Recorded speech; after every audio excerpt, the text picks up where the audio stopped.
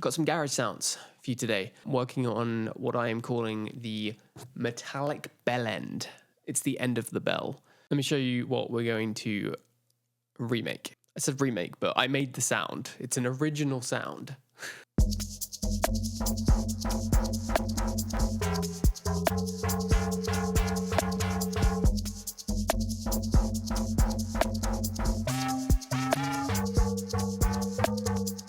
Now you see why it's called a metallic bell end. All right, we're going to make this sound from scratch. We are going to use Serum, and as you'll see, a bunch of little bits and bobs. Bam, middle of the screen. All right, so without any sounds, it sounds like this, obviously. What we're going to do is first set the kind of first envelope so that we get the plucky sound. I'll do that by setting the attack to just, actually, I'm going to move all the way down and then bring the decay down and then the sustain all the way down. It needs a little bit of release on it though. Let's pump that up to like 4 something. Nice. I want to move this up a little bit because it usually clips. There we go. All right, so that's the overall envelope of the sound. And now we need to update the wavetable to be the correct sound. So I'm going to move, firstly, I always like to do this. I move the phase down to 0, randomness to 0, so that it always starts at the start of the waveform. Then I'm going to move the wavetable position to a sine wave, which sounds really boring. But as you'll see in a moment, this is crucial to the sound. The second wavetable we will turn on and also make a sine wave and bring this phase down, randomness down. Then I'm going to actually move this to 2 on the unison so that we have one on the left, one on the right. And that's going to sound crappy on its own. Oh, it doesn't actually. It sounds kind of cool. Didn't expect that. All right, so anyway, move the octave up 1. And then the semitones, I'm going to go up by 3 because we're making a bit of an atonal sound here. Oh, horrible. It sounds gross up here. Pretty nice down here. The next thing is probably the most important thing, which is to add a filter, because the resonance is the thing that's going to give it that metallic bell end kind of sound. So we're going to turn on filter 1, and we'll start by just affecting oscillator A. We'll set the cutoff around here, and then set the resonance basically all the way up, but just before the very top. So we want it to probably peak out at about 90-ish, maybe around there. I'm going to put the drive up a little bit, and without any kind of LFOs or anything like that, that's how it sounds. It's whatever, right? It's whatever. I'm going to affect the cutoff by using LFO1 as an envelope. So I'll move that here, and then on LFO1, set it as an envelope, and I'm going to kind of pluck it down like this.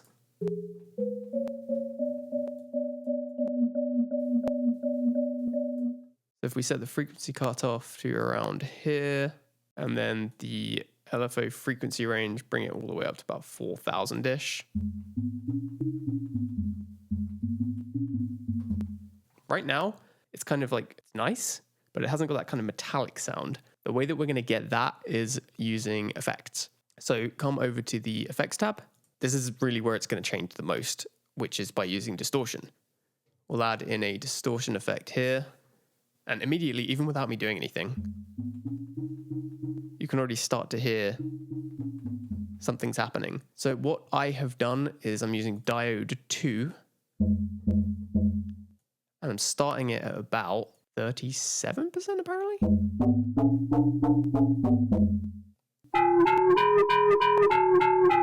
So what's happening with that, I think, is because we're distorting it so much, we're getting a little bit of like aliasing happening. So it's kind of folding back on itself. The higher frequencies are sort of folding back on themselves. So we get kind of extra resonance on top of the resonance peak that we already have. Next, I will add some hyper and dimension. I'm actually going to turn dimension size all the way down, bring this up a bit, bring that down a little bit.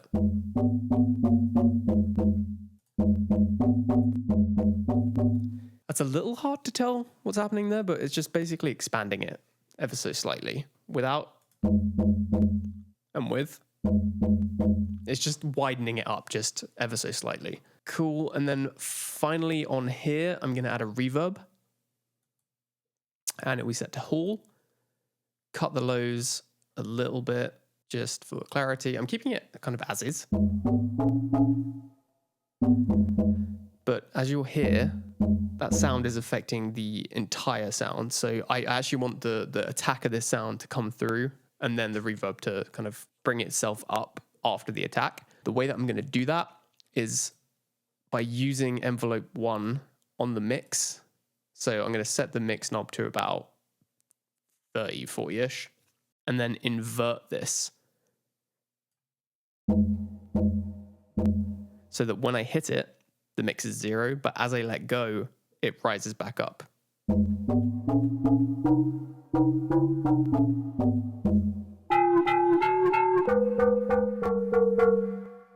So at this point, I think it sounds pretty good. It's missing just a little bit extra. So what I'm going to do is just add a little bit of noise. So any noise will work here. Like the AC hum is fine, but we need to make sure it's being filtered.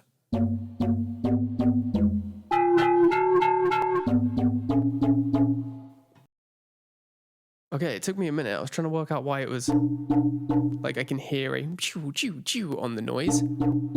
It's because our rate of the LFO is too low. So I need to actually bump that up to about 32. There we go. It's more of a kind of pluck then. Because before it's like, and then bring it up.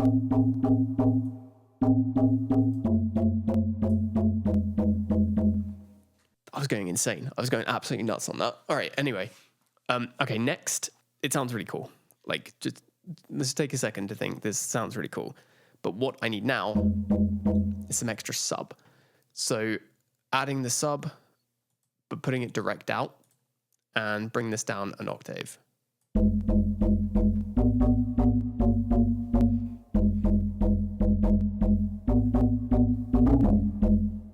We can mono voice it.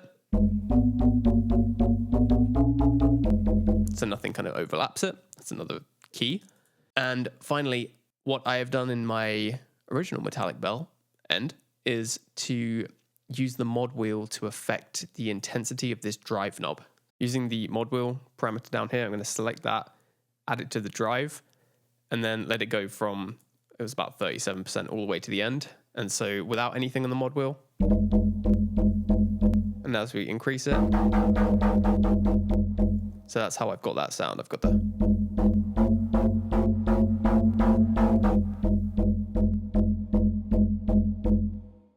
could go further, and we could set the mix knob all the way down and attach that too, so that we could have the reverb be in tandem with the drive.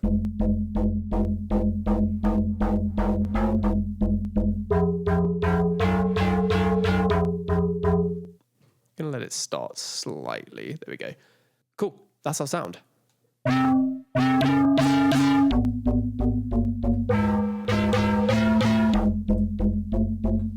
Now let's put that into a song.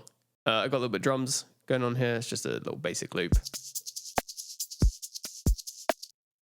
Now with our new sound, we get this.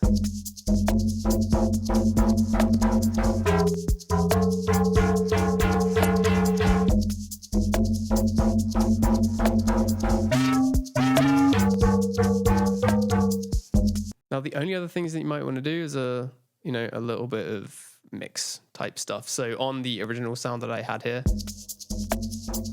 I've just pulled out a little bit. What is that? 300. Compressed it a little bit. Didn't really need it, but just a little bit of extra oomph. And then my classic couple shaper boxes to dip it whenever the kick and snare hit. Then you end up with something more like this.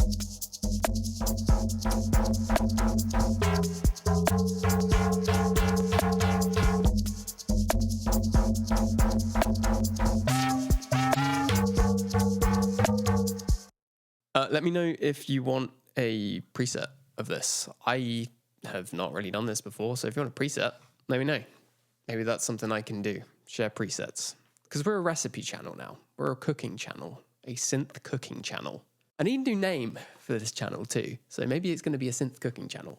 Synth cookie. Cookie synth. Anyway, so thank you for listening to my bell end.